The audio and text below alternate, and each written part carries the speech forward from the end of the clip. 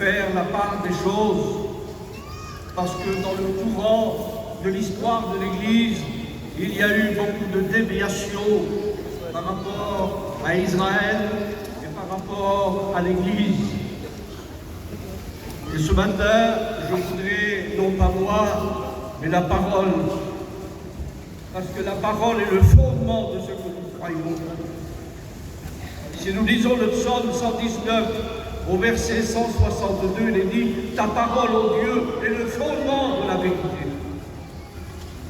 Et ce fondement de vérité, ce n'est pas moi, ce n'est pas tous les pasteurs en respectant les pasteurs, les anciens.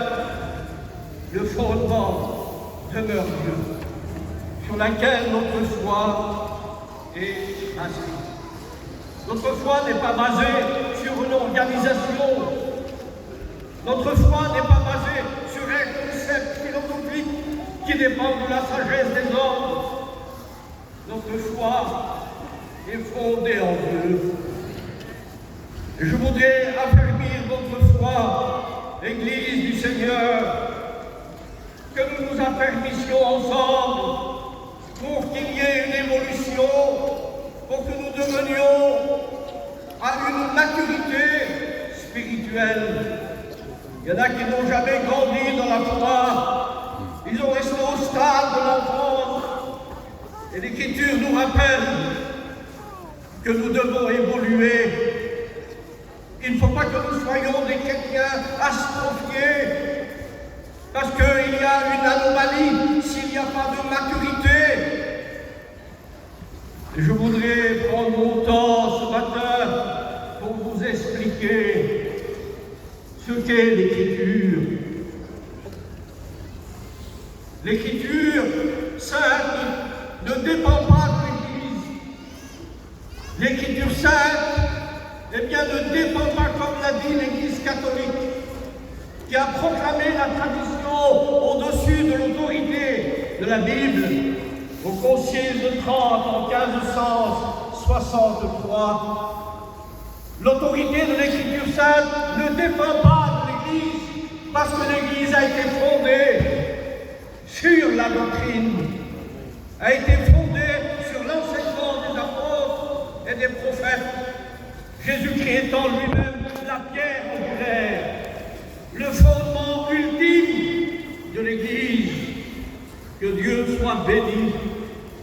Et je voudrais, avant de continuer, lire un texte dans le livre de l'Apocalypse, au chapitre 1er, et verset 4, où il est dit « Jean, cette Église, son nom a dit que la grâce et la paix vous soient données de la part de celui qui est, qui était et qui vient. » Beaucoup a parlé hier de l'enlèvement de l'Église, et j'en dirai quelques mots, si vous me le permettez. Comme je l'ai dit en introduction, dans la Bible, tout n'est pas mélangé, chaque chose est à sa place. Et je voudrais citer ce matin et dire ceci, que l'Apocalypse est un livre, le dernier livre de la Bible, et l'Apocalypse nous a été donné pour nous prévoir des choses qui doivent arriver bientôt. L'Apocalypse n'est pas un livre fermé où tout est caché derrière des symboles, car la prophétie biblique, que ce soit l'Ancien Testament, que ce soit le Nouveau Testament, il n'a pas que des symboles, il y a un accomplissement prophétique littéral. Ceux qui ont symbolisé l'Ancien Testament, ceux qui ont symbolisé l'Apocalypse. Les tenants du titre s'appellent Saint Augustin, qui spiritualisait toute la Bible. Et j'en viendrai tout à l'heure pour faire peut-être un peu d'histoire, parce que même l'histoire, je voudrais vous le confirmer ce matin, Jésus s'est servi de l'histoire pour mettre en avant certaines vérités qu'il voulait faire comprendre. L'Apocalypse, c'est le couronnement de l'Écriture sainte, et elle tient sa place dans le canon des Écritures. Je voudrais rappeler cela ce matin à cette assemblée, que les écrivains sacrés ont mis et ont consigné par l'Esprit, parce que c'était des hommes qui étaient poussés par le Saint-Esprit, et ils ont mis par écrit l'Ancien Testament. Et je voudrais rappeler ici ce matin, eh bien que c'est poussé, dit Paul, dans 2 Timothée chapitre 3 verset 16, que c'est poussé par le Saint-Esprit, que des hommes ont parlé de la part de Dieu. Savez-vous ce que ça veut dire cela?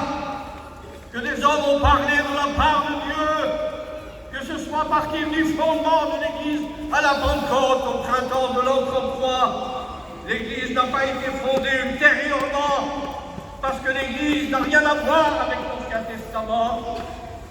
Il y a des métaphores dans l'Ancien Testament concernant l'Église, mais quand Jésus est venu, l'Église était inexistante. L'Église n'était pas encore fondée. Et je voudrais rappeler ceci, que les écrivains sacrés qui ont mis les 66 livres, que ce soit pour le Nouveau Testament ou l'Ancien Testament, eh bien ils ont mis par écrit ce que le Saint-Esprit leur dictait. C'est pour ça que Paul déclare que toute écriture est inspirée de Dieu, utile pour enseigner, utile pour apporter la stabilité à l'Église. Le fondement de ce mot, ça veut dire ce que ça veut dire, que la parole a été soufflée hors de Dieu lui-même, parce que Dieu en est l'auteur. Dieu est l'auteur de l'Écriture sainte. Un jour, je fais une petite parenthèse, un catholique m'a téléphoné. Il a dit, je suis catholique, permettez-moi, est-ce que je pourrais vous poser quelques questions? Et je lui ai dit, vous avez la parole. Et quand il parle, il dit, savez-vous que la première église est née au Vatican? Quelle erreur! L'Église n'est pas née au Vatican. Ça, c'est la tradition des hommes, de la religion. L'Église est née à la Pentecôte. Que Dieu soit béni. Et ce catholique me disait, au Vatican, ça a été la première Église. Je lui ai dit, mais vous vous trompez. L'Église a été fondée à la Pentecôte. Je le rappelle, au printemps de l'an 33, au portique du temple du roi Salomon, c'est là que l'Église a été fondée.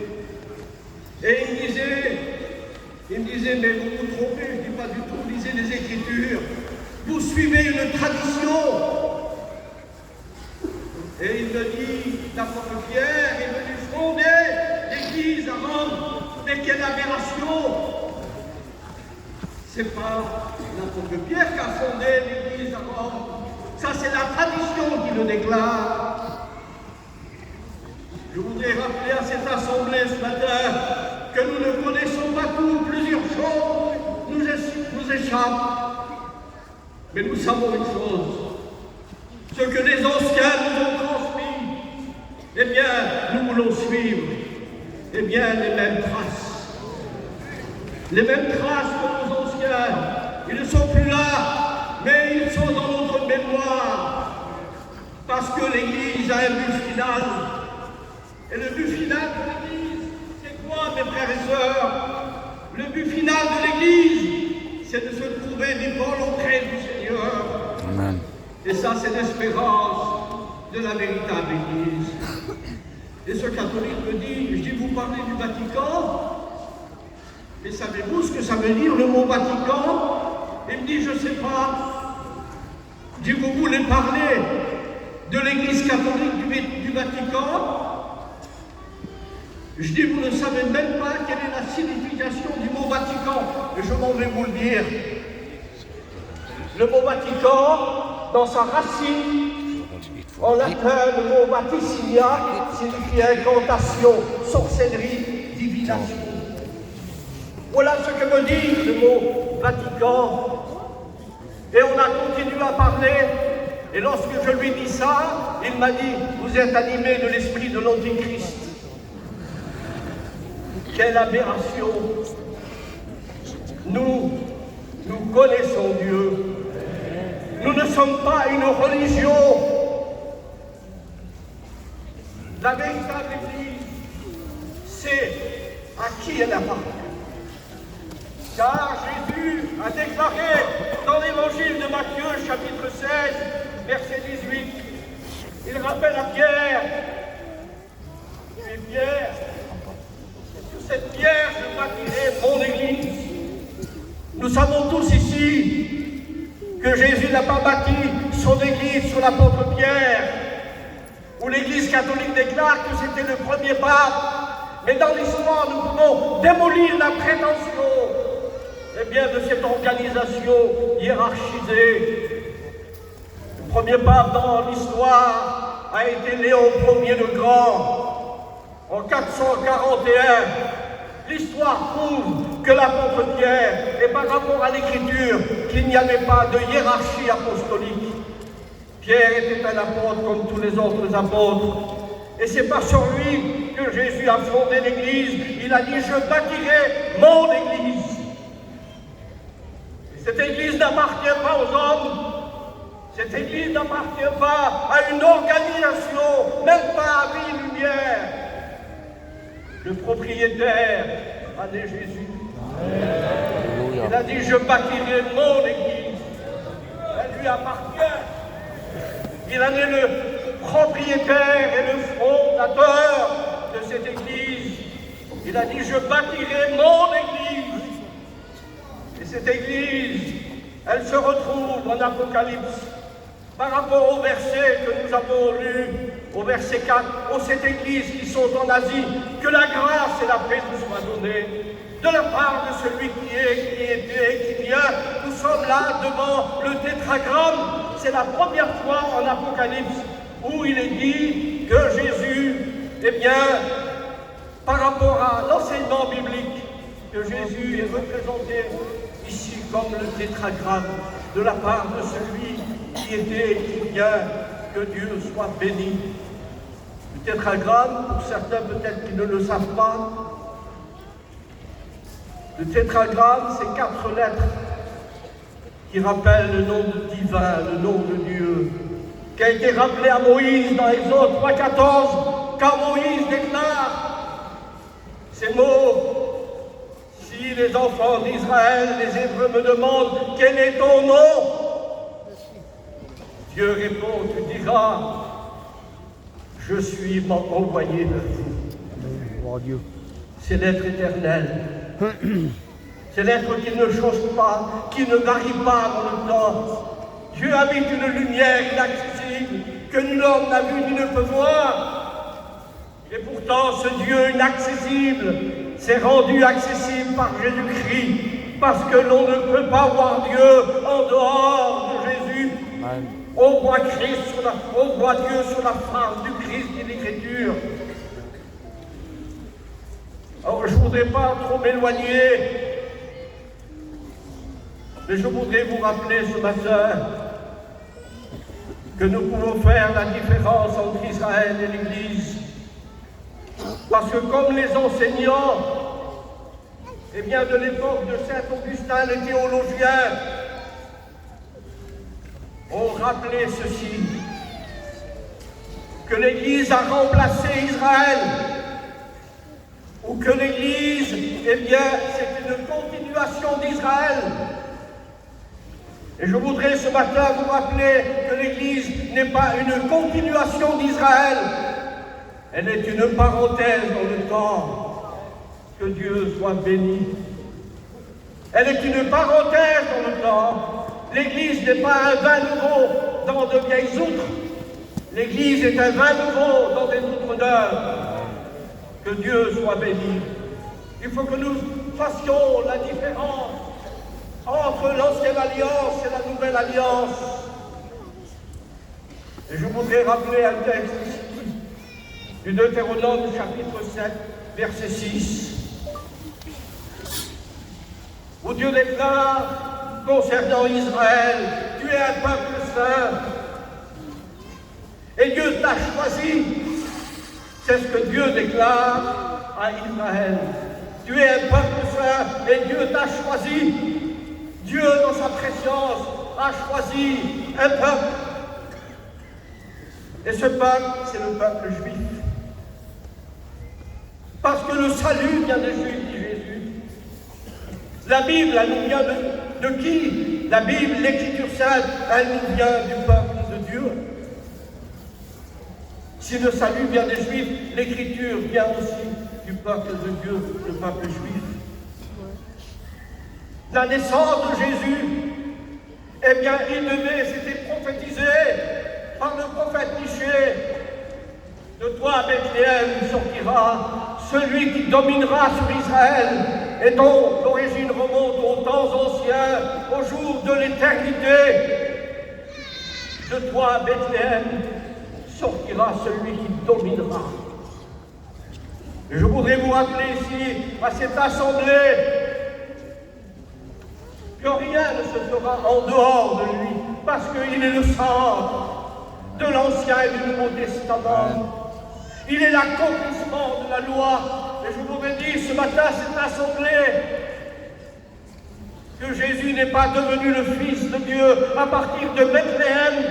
Il est le Fils éternel de Dieu. Il n'est pas devenu fils à partir de Bethléem, parce que le livre des Proverbes, chapitre 30, verset 4, déclare: qui est celui qui a fait paraître les extrémités de la terre? Qui est celui qui a serré les eaux dans son vêtement? Le sais-tu? Quel est son nom et le nom de son fils? La filiation de Jésus ne commence pas à partir de Bethléem. Elle commence dans l'éternité. Il est le Fils éternel de Dieu. Et si vous prenez l'évangile de Jean, chapitre 1, verset 1er, au commencement était la parole. Nous sommes là encore devant le verbe être, l'éternité de la parole. Que son nom soit béni. Au commencement était la parole. Si vous prenez la traduction des témoins de Jéhovah, la traduction du Monde Nouveau, eh bien, ils mettent le verbe après pour dire que Jésus n'était pas au commencement, mais qu'il est venu après. Et ça, c'est tout faux, parce que Jésus est créateur avec le Père. Il est créateur avec la personnalité du Saint-Esprit. Et je voudrais rappeler cette vérité ce matin. Au commencement était la parole. Nous sommes là devant le verbe être. Et quand, dans l'évangile de Jean, chapitre 8, verset 58, il est dit: tu n'as pas 50 ans, et tu dis vu Abraham, et tu déclares avant qu'Abraham puisse être passé, Jésus déclare: je suis. La même appellation que Dieu déclara à Moïse: tu diras je suis, a envoyé vers vous. Que Dieu soit béni. Que la parole ce matin ne soit pas seulement entendue, mais il faut que nous prêtions attention à l'écoute de l'Écriture. Jacques hier a cité Apocalypse chapitre 1, verset 3. Heureux celui qui lit et ceux qui entendent les paroles de la prophétie de ce livre et qui gardent les choses qui sont écrites. Le mot heureux, dans sa racine, signifie une béatitude. Et qu'est-ce qu'une béatitude? Dieu veut nous transporter ce matin de la part de l'Écriture dans cette béatitude. Ta parole, dit David, est pour moi comme un homme qui découvre un grand trésor. Et ce matin, que notre cœur s'ouvre à ce que nous fassions cette expérience, non seulement que la parole soit un enseignement, mais une expérience vécue en particulier dans notre cœur. Que Dieu soit béni. Alors je voudrais, j'ai à peu près 1 heure à peu près. Je voudrais revenir sur l'Ancien Testament, parce que d'Abraham est sortie la nation d'Israël. Il est le fondateur de ce peuple-là. Vous lisez Genèse chapitre 12, la Bible déclare: concernant Abraham, il lui dit, je ferai de toi une grande nation. Pars de ton pays, de ta patrie, le pays de ta naissance, pour le pays que je te montrerai. Et Abraham obéit. Et quand il a obéi, quand il a cru, parce que le résultat de la foi, c'est l'obéissance. Et lorsqu'il a cru, la Bible déclare qu'il fut justifié. Comment Abraham fut-il justifié? Eh bien, l'auteur aux Hébreux le rappelle qu'Abraham n'a pas été justifié sur la base de ses œuvres. Il a été justifié à cause de sa foi. Et même l'apôtre Saint Paul le rappelle à l'épître aux Galates, l'évangile que nous avons embrassé, dit Paul, reçu. Cet évangile n'a pas été, eh bien, prêché aux nations futures. Non, l'apôtre Saint Paul déclare que cet évangile que nous avons reçu, elle a été annoncée à Abraham. Que Dieu soit béni. Parce que Abraham a été justifié par Dieu. Comment a-t-il été justifié? Eh bien, la Bible nous rappelle qu'il a été justifié par la foi, mais Dieu a pris sa propre justice et il l'a mis sur le compte d'Abraham, parce qu'il ne pouvait pas être justifié. C'est Dieu qui a pris sa propre justice et il l'a mis sur le compte d'Abraham. Que Dieu en soit béni. L'Église que nous sommes a été justifiée. Comment a-t-elle été justifiée? Eh bien, Jésus a pris notre place. Et la Bible déclare, nous étions des pécheurs, nous étions errants, vagabonds. Mais l'apôtre Saint Paul déclare que nous avons été justifiés. Et le mot justifié signifie, eh bien, Dieu nous voit comme n'ayant jamais péché. Enlevez le Seigneur Jésus son sacrifice. Nous sommes tous perdus. Mais béni soit Dieu qu'il y a eu Jésus, le sacrifice parfait, car la Bible déclare de toute éternité, avant même que rien n'existasse, Dieu a fait un plan. Et ce plan, il l'a révélé. Il l'a révélé au travers de son Fils bien-aimé. Et je voudrais rappeler que Jésus, la mort de Jésus, n'est pas seulement pour le temps de l'Église. La mort de Jésus a un rapport avec l'Ancien Testament. Il y avait dans l'Ancien Testament des prophéties concernant, eh bien, Israël. Et je voudrais rappeler ici ce matin, au travers de l'Écriture, que Israël se convertira à son Messie. Elle se convertira à son Messie. Il n'y a pas que l'Église, il y a aussi Israël, le peuple de Dieu. Dieu aime Israël. Un jour, on a posé une question à Frédéric le Grand, qui avait monté sur le trône, et un de ses serviteurs a dit: quelqu'un peut nous prouver l'existence de Dieu? Et la réponse a été: sire, les Juifs. La survivance du peuple d'Israël dans le monde est un miracle par le Seigneur. Et c'est pour cela que nous devons prier pour le peuple de Dieu. La survivance d'Israël est un miracle dans le monde. Israël a été démantelé. Israël a connu les pires souffrances dans les temps qui nous ont précédés dans son histoire. Elle a été bafouée. Elle l'est encore. Parce que les nations se liguent contre l'Éternel et contre son roi, selon le psaume 2. Pourquoi les nations se lèvent-ils contre son roi et contre l'Éternel? Il y a une haine farouche, et l'auteur de cela, c'est le diable. parce qu'il a une haine contre ce peuple-là, parce que de ce peuple-là est sorti le Rédempteur, de ce peuple-là est sorti le Sauveur de la tribu de Juda. Il est le lion de la tribu de Juda. Et ce matin, je voudrais vous amener à une compréhension de l'Écriture. Que Dieu soit béni.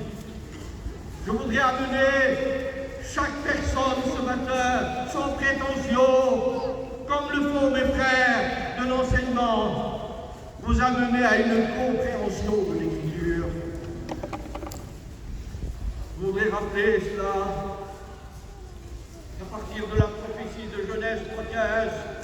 La postérité de la femme t'écrasera la tête et tu lui blesseras le talon. La prophétie s'est accomplie.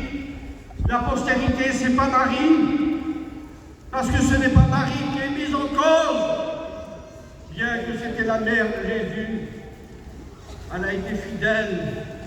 Et dans le cantique qu'elle chante, on appelle cela le Magnificat. Lorsqu'elle chante ce cantique, elle va louer Dieu. Mon âme se réjouit en Dieu, mon Sauveur. C'est pas elle qui est mise en avant dans la prophétie. C'est la postérité. Et cette postérité, c'est Jésus. La postérité de la femme t'écrasera la tête et tu lui blesseras le talon. N'est-ce pas ce que l'apôtre Saint Paul déclare en Colossiens, où il déclare il a dépouillé les autorités en triomphant d'elles par la croix. Il a dépouillé les dominations. Il les a dévêtus de leur autorité. Et à la croix, il a vaincu le diable. À la croix, il a vaincu les démons. À la croix, il a vaincu le péché. Que Dieu en soit béni. Ça ne nous fait rien tout cela. Notre cœur devrait battre à l'intérieur. Il a dépouillé les dominations. Il les a traînés dans le cortège triomphal de la croix. Et dans le grec ici, eh bien parce que des fois il faut remonter à la source. Si on va dans la vallée, l'eau est polluée. Mais si on remonte à la source, l'eau elle est pure. Et quand l'apôtre Saint Paul déclare qu'il a dépouillé les dominations, en triomphant d'elle par la croix, il y a un mot qui est une clé, faisant ressortir la victoire de Jésus. Et ce mot, c'est le mot avec du samenos, qui signifie qu'il les a traînés dans la poussière. Le frère Paillot me disait, il a traîné le diable, les démons, le péché dans la poussière. Il leur a fait manger la poussière. Et ce mot, c'est le mot avec du samenos, qui signifie qu'il a traîné le diable, le péché et les démons dans le cortège triomphal de la croix. Quelle victoire! Que son nom soit béni. Et nous sommes les bénéficiaires de cette victoire. Jésus n'est pas puissant. Et vous allez dire peut-être, mais tu te trompes, frère. Jésus n'est pas puissant. Il est tout puissant. Amen. Que Dieu soit béni. Et lorsqu'il est dit qu'il a traîné, il a traîné les puissances sataniques, démoniaques, le péché. Eh bien, dans le contexte de l'histoire, lorsque le roi vainqueur battait le roi vaincu avec toute son armée, il le traînait derrière son char. Et lorsque le roi vainqueur venait, il descendait de son char. Et lorsqu'il descendait de son char, il mettait le pied sur la nuque du roi vaincu et lui brisait la nuque. C'est ce que Jésus a fait. Pour certains, ils ont peur du diable, n'ayez pas peur de lui, ils tremblent un petit peu. Mais c'est un être vaincu. Que Dieu soit béni. Amen. Alors, je ne sais pas si j'aurai le temps, mais je voudrais parler un peu d'Israël. À partir du IVe siècle, Saint Augustin un père de l'Église, qui a écrit pas mal de livres, La Cité de Dieu, par exemple, avec beaucoup de commentaires. Et ces commentaires étaient bourrés d'erreurs. Oui, ils étaient bourrés d'erreurs. Saint Augustin a dit, et c'est l'enseignement de l'Église catholique aujourd'hui, on a fait partie d'Israël dans une continuation de l'Église. Et je l'ai dit tout à l'heure que l'Église n'est pas une continuation d'Israël, elle est une parenthèse dans le temps, parce que l'Église n'existait pas dans l'Ancien Testament. Elle a pris sa naissance, je le rappelle, à la Pentecôte. Et je voudrais rappeler à cette assemblée ce matin que lorsque Saint Augustin a pris la parole vers le IVe siècle, il a dit que, en parlant d'Ésaü et en parlant de Jacob, on a dit qu'Ésaü, c'est Israël, parce que Ésaü a été rejeté par Dieu, et les catholiques ont dit que Ésaü, c'est le peuple juif, que Dieu a rejeté. Et on a parlé de Jacob en disant, Jacob, c'est l'Église, mais il n'y a aucun fondement biblique. Jacob ne typifie pas l'Église, il n'a aucun rapport avec l'Église. Jacob est le fondateur des 12 tribus d'Israël. Et je voudrais rappeler cela. Si nous lisons l'Écriture sainte, l'Ancien Testament, si vous prenez Jérémie, chapitre 30, verset 7, il est question de l'endroit. Si vous prenez Daniel, chapitre 12, il est question encore d'Israël. Car Daniel 12 parle d'une grande détresse, et cette détresse concerne Israël. L'angoisse de Jacob, ça veut dire que là on est devant le peuple juif. Il y a différentes appellations quand on parle de l'angoisse de Jacob, elle fait référence à la grande tribulation. Si vous prenez Daniel, chapitre 9, verset 24, il est dit que 70 semaines sont marquées sur ton peuple et sur ta vie sainte. Cela n'a pas été dit sur l'Église, parce que l'Église, elle était inexistante. 70 semaines ont été marquées sur ton peuple et sur ta vie sainte. Et je voudrais vous rappeler, si ce matin, cette assemblée, eh bien, que la 69e semaine a été marquée par la mort du Messie. Et la Bible déclare qu'il n'aura point de successeur après lui. Il y a eu dans l'histoire, eh bien, que 69 semaines, c'est-à-dire 483 ans, qui s'est écoulé à partir de la prophétie, où il y a eu le retour de la diaspora de Babylone. Ça a été prophétisé par Jérémie. Ça a été prophétisé par le prophète Isaïe, qui a appelé son fils Séar-Jashub, qui signifie qu'il reste. Et quand Israël a été dominé par Nebuchadnezzar et qui a fait partir la tribu de Juda et de Benjamin en Babylonie, la prophétie de Jérémie déclare que 70 ans après, il y a eu le retour de la diaspora ou de la dispersion. Et je voudrais rappeler ceci ce matin, mes frères et sœurs, que sous la conduite de Zorobabel, sous l'édit de Cyrus, le roi de Perse, il y a eu le retour de Juda et de Benjamin pour reconstruire le temple et ses murailles. Et à partir de là, en 537, a débuté les 70 semaines de l'année.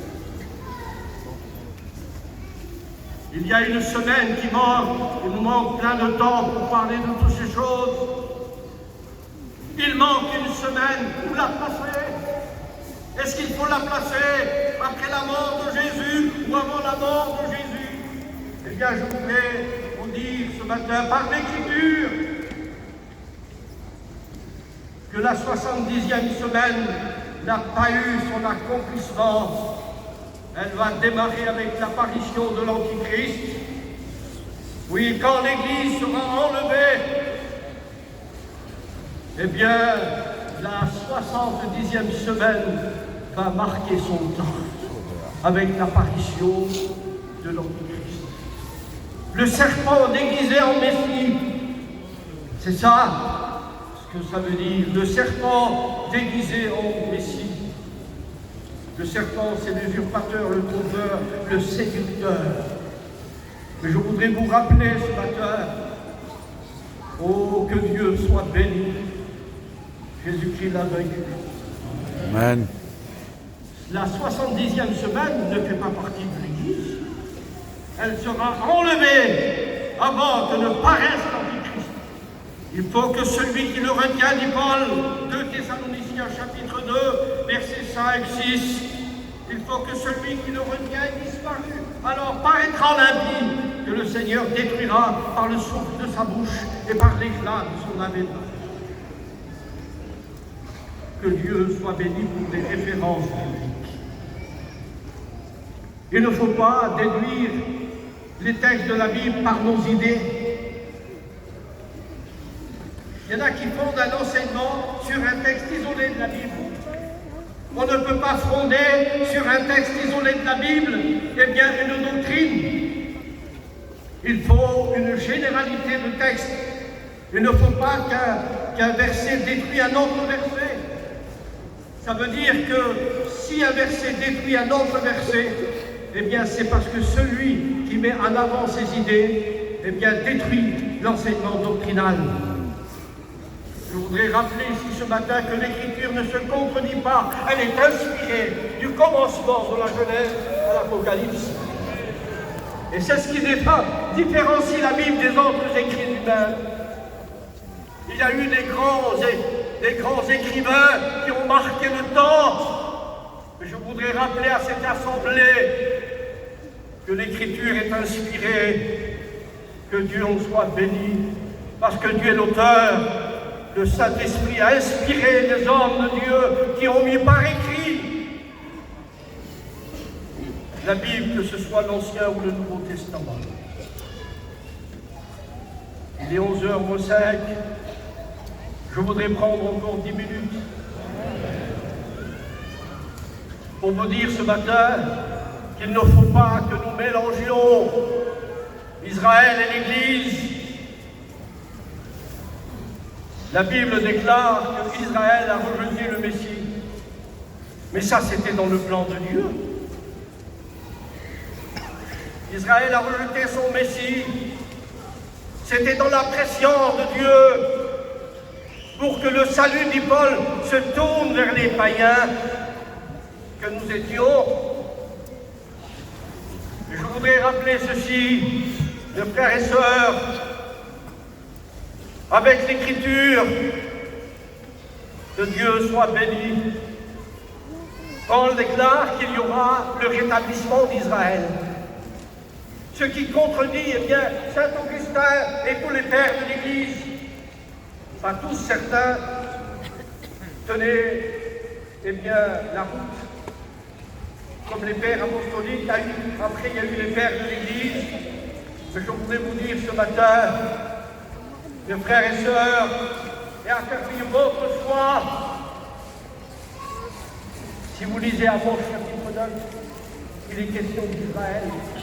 Si vous lisez l'Épître aux Romains chapitre 11 et tous les versets, il est dit que si Israël a rejeté son peuple, si Israël a rejeté, le Messie, c'était parce que Dieu l'a voulu ainsi dans sa préscience. Et Israël n'est pas rejeté pour autant, parce qu'il y aura la réhabilitation d'Israël. Dans le plan de Dieu, parce que Dieu a un plan pour Israël. Et l'apôtre Saint Paul déclare, quand le libérateur viendra de Sion, alors il détournera de Jacob ses inquiétudes. Parce que le courant, eh bien, de ceux qui prétendent que la grande tribulation avec Saint Augustin a commencé, eh bien, à partir, eh bien, de l'histoire, eh bien, d'Israël. Et qu'à partir de l'histoire d'Israël, ils mettent l'Église dans une continuation d'Israël et ils disent que la grande tribulation, les tenants du titre, disent que lorsque le temple fut détruit en 70, à partir de là, s'échelonne la grande tribulation sur les 2000 ans de l'histoire de l'Église. C'est faux. On peut le prouver dans l'histoire et dans la Bible. Parce qu'il n'y a pas eu de dictature mondiale durant tout le temps de l'Église, de sa naissance jusqu'à présent. Il y a eu des dictateurs locaux, mais pas une dictature mondiale. Elle se fera avec l'apparition de l'Antichrist. Parce que ce sera le sommet, l'Antichrist. Le sommet de l'apostasie. Nous pouvons parler aujourd'hui de l'apostasie morale, mais nous pouvons aussi parler de l'apostasie doctrinale, où plusieurs églises évangéliques font n'importe quoi. Nous voulons rester debout. Eux, ils tombent, dit le prophète, mais nous voulons rester debout. Si ce n'est que pour parler de Toronto, les souffleurs, les tondeurs, il y en a qui font le cri, ils rugissent comme des lions. Et pour se justifier, les pasteurs disent qu'ils sont en train de faire le cri du lion de Juda. Quelle aberration! Les souffleurs, les tondeurs, tout ça, on n'en veut pas. Tous ceux qui tombaient étaient sous le jugement de Dieu. Vous voyez? Lorsque cet homme qui est venu vers Jésus, depuis quand cela lui arrive-t-il? Parce que les démons, eh bien, le jettent, veulent le jeter dans le feu pour le détruire.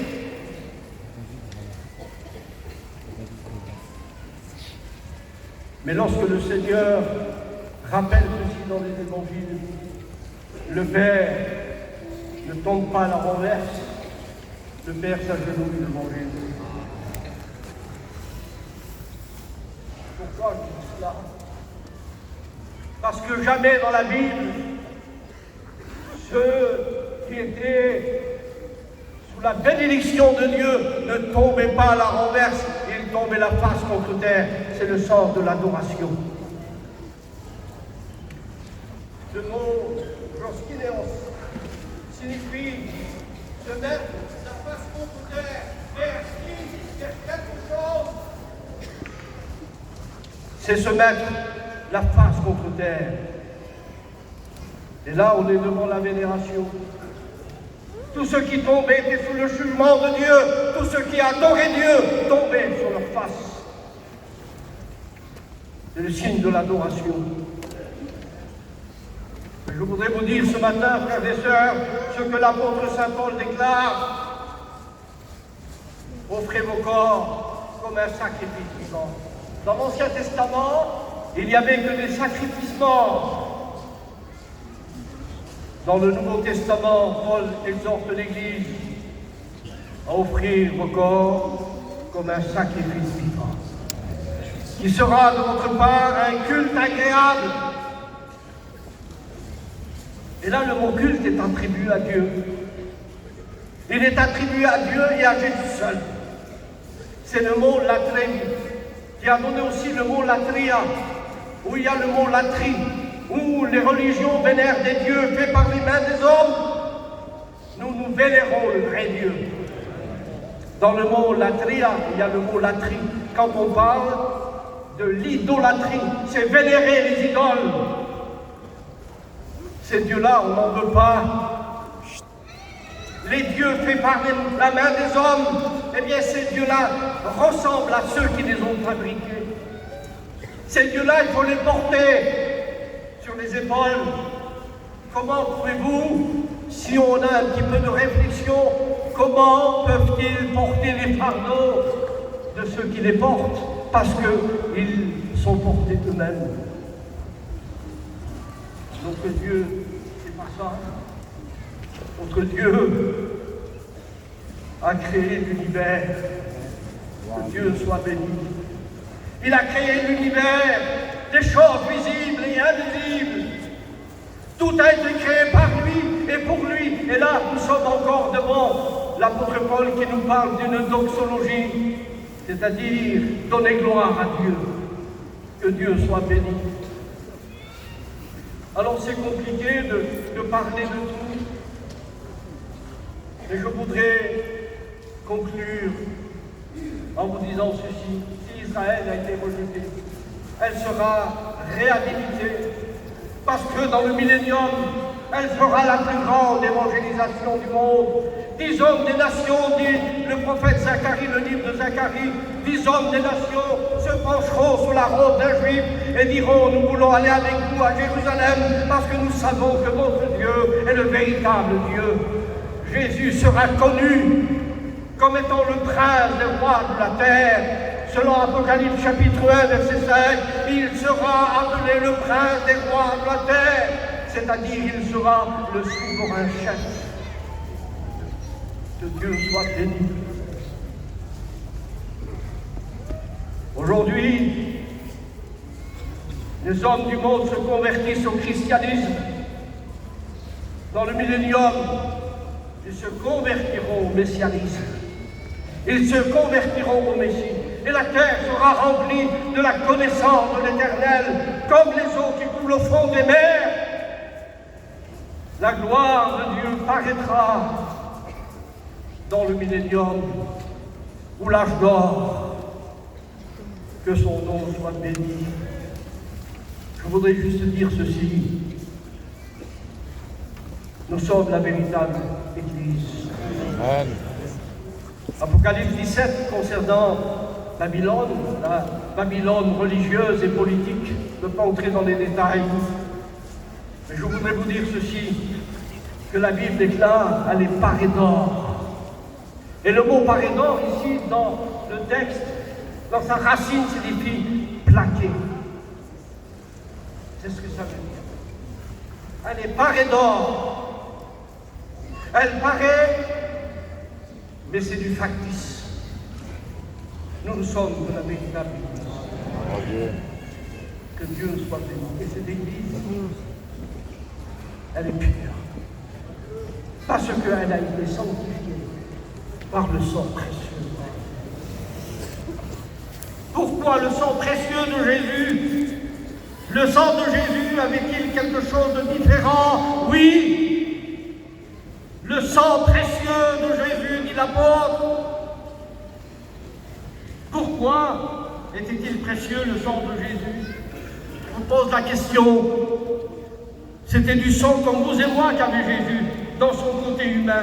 De par sa mère, il avait le même sang, avec les mêmes chromosomes.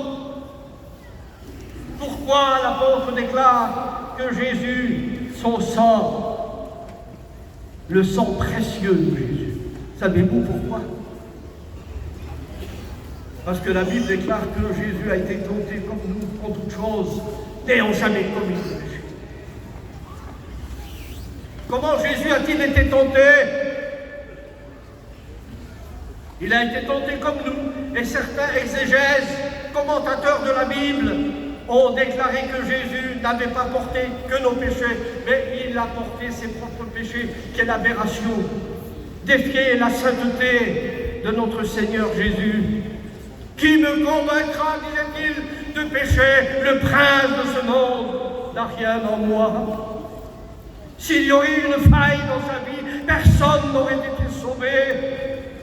Mais béni soit Dieu, il y a le blanc de son humanité parfaite. Oui, cette couleur était dans la porte d'entrée du parvis. Elle faisait 10 mètres de large. Pourquoi une porte 10 mètres de large? Parce que cette porte parle de Jésus. Elle était de 4 couleurs, le blanc, le pourpre, le cramoisi et le bleu. Et je voudrais dire que la porte qui constituait l'entrée du parvis avait la couleur blanche.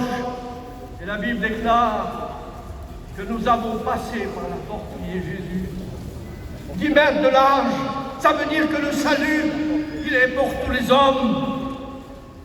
Que Dieu soit béni. Si quelqu'un entre par moi, dit Jésus, il sera sauvé. Heureusement qu'il y a le blanc de son humanité parfaite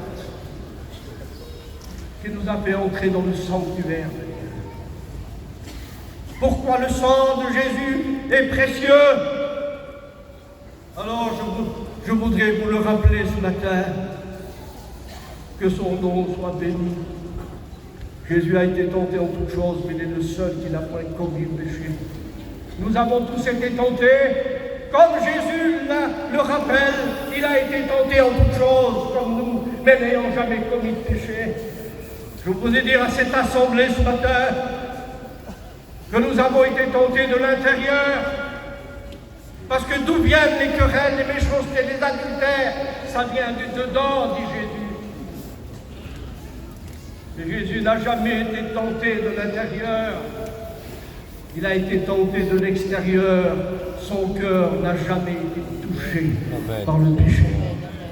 Et c'est pour cela que Dieu a agréé le sacrifice de son Fils. Et Dieu a mis le sang, et il a mis le sang sur le sacrifice de Jésus, accomplissant. Eh bien, cette parole de Jean, chapitre 3, verset 16, Dieu a tellement aimé qu'il a donné son Fils. Que son nom soit béni. Dieu a tellement aimé qu'il a donné son Fils, afin que quiconque croit ne périsse point, mais qu'il ait la vie éternelle. Dieu va mettre le sceau. Et c'est quoi le sceau que Dieu va mettre sur la mort et le sacrifice de son Fils? C'est la résurrection. Il l'a ressuscité des morts.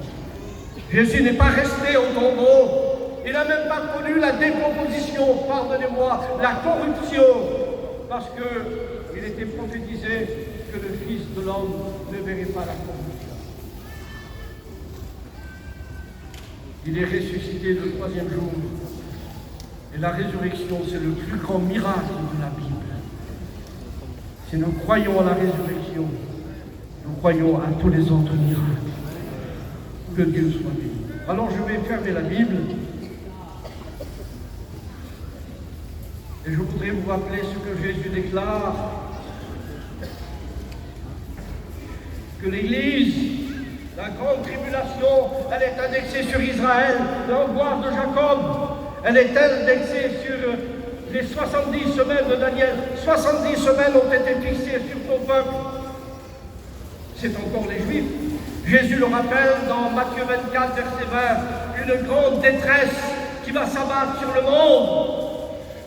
L'église de Philadelphie, il l'a rappelé Jacques hier, puisque tu as gardé en moi les paroles de la persévérance, moi aussi je te garderai à l'heure. Les appellations sont différentes, mais ça veut dire la même chose. Je te garderai. Et je voudrais citer le texte de Luc, chapitre 21, si ma mémoire est bonne, où le Seigneur Jésus déclare ce qu'arriva du temps de Sodome, ce qu'arriva du temps de Lot, va arriver au jour du Fils de l'homme. Les hommes mangeaient, buvaient, se mariaient leurs enfants. Et tout à coup, la catastrophe est tombée, le jugement de Dieu est tombé sur Sodome et Gomorrhe. Et je voudrais rappeler ici que lorsque Jésus déclare, eh bien, ce qu'arriva du temps de Lot arrivera de même. Et nous vivons ces temps-là. Ces temps où il y a la liberté de faire tout ce que l'on veut. Oui, les gens font tout ce qu'ils veulent. Ils sont libres. Ce qu'arriva du temps de Lot arrivera de même au jour du Fils de l'homme.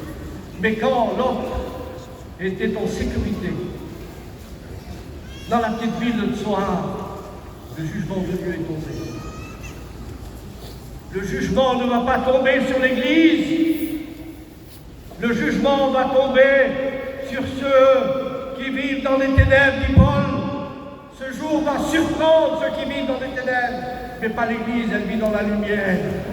Nous sommes du jour. Que Dieu soit béni, car Christ est celui qui nous délivre de la colère à venir. Alors Jésus va dire, et je terminerai, il n'a pas dit priez pour que vous enduriez la souffrance. Il n'a pas dit ça, Jésus. Il a dit priez pour que vous échappiez. Et oui, il n'a pas dit que l'Église subira la grande tribulation. Non, il a dit priez pour que vous échappiez à ce qui va arriver. Que Dieu nous soit béni. Alors je termine en disant ceci par rapport à l'Église de Philadelphie. Je ne peux pas aller plus loin, mais je voudrais que ce matin, nous connaissions cette béatitude, le bonheur. Une béatitude, c'est exprimer un bonheur qui ne dépend pas de la vie ou des circonstances de la vie. Cette béatitude, elle se trouve en Dieu. C'est le sommet du bonheur. Que Dieu soit béni. Et je termine, s'il vous plaît. Apocalypse chapitre 3, verset 10. Parce que tu as gardé les paroles de la persévérance en moi, moi aussi je te garderai à l'heure de la tentation. Amen. Et là, ce n'est pas une protection dans l'heure de la grande tentation ou de la grande tribulation. C'est un ravissement à l'extérieur de cette heure-là. Ça veut dire ce que ça veut dire, que l'Église ne subira pas la grande tribulation, elle en sera délivrée grâce à son enlèvement. Je t'enlèverai, il est question d'un enlèvement, d'un ravissement, comme une fiancée qui attend son fiancé. Et je voudrais juste rappeler ceci, et nous allons prier. Lorsque Jésus déclare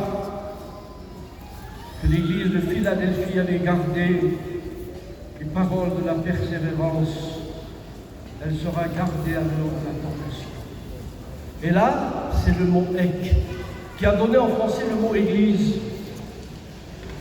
Et quand il est question du mot « ek », il est suivi d'une préposition en français qui appuie l'idée que l'Église sera enlevée avant l'apparition de l'Antichrist. Et il y a des mots-clés dans l'Écriture. Et je voudrais rappeler que lorsque Jésus déclare « Tu seras enlevé parce que tu as gardé les paroles de la persévérance », il y a le mot « arpax ». Et le mot « arpax » en français a donné le mot « rapace ». Certains prétendent que l'Église connaîtra l'Antichrist. Ce sera un rapace, l'Antichrist. Il dominera le monde et tout le monde lui sera soumis. Mais je voudrais rappeler que l'Église va être ravie à l'extérieur. Le mot rapace a donné, arpax a donné le mot rapace. Mais Jésus ne permettra pas que l'Église soit le sujet de l'Antichrist, de ce rapace. Elle sera ravie à l'extérieur. C'est ce que veut dire le mot. Je te garderai à l'heure de la tentation. Amen. Qui va venir sur les habitants de la terre. Et regardez bien le mot habitants de la terre. C'est ceux qui se sont identifiés au monde et qui ont participé à sa débauche. Nous avons deux mots ici. Le mot kataikeo. Ce mot veut dire habiter sur la terre, ordinairement. Et je voudrais vous dire ce matin, j'arrête ici, que les habitants de la terre vont connaître la grande tribulation, mais pas l'Église, parce que l'Église ne fait plus partie du monde. Elle est dans le monde, mais elle est protégée dans le temps de la grâce. Amen. Oui, elle est protégée dans le temps de la grâce. Je te garderai. Et Jésus va dire, Père, je ne te prie pas de les ôter, mais de les préserver. Et le mot ici, c'est le mot térizo, qui signifie protection pour ceux qui veulent vivre pieusement en Jésus-Christ. Ils sont dans le monde, c'est une protection dans le monde. Mais lorsqu'on parle d'Apocalypse, l'église de Philadelphie, l'église de l'évangélisation, eh bien, il est dit, je te garderai. Tirizo ectis ora tu peirasmu, signifie je te garderai en dehors de cette heure, c'est-à-dire qu'elle sera ravie à l'extérieur de cette heure-là. Alors ce matin, consolez-vous les uns les autres par ces paroles, parce qu'à notre espérance est attachée une grande rémunération. Que Dieu soit béni. Amen. Vous les consolez et priez le Seigneur. Il faut que nous gardions le cap, serviteurs de Dieu et du Seigneur. Il faut que nous gardions le cap jusqu'à ce que le Seigneur vienne enlever son Église. Que Dieu soit béni. Faisons tous nos efforts. Ayons un peu de réflexion. Il ne faut pas perdre de temps. Il faut que nous mettions au service des autres le don qu'on a reçu. Que Dieu soit béni. L'autre peut venir.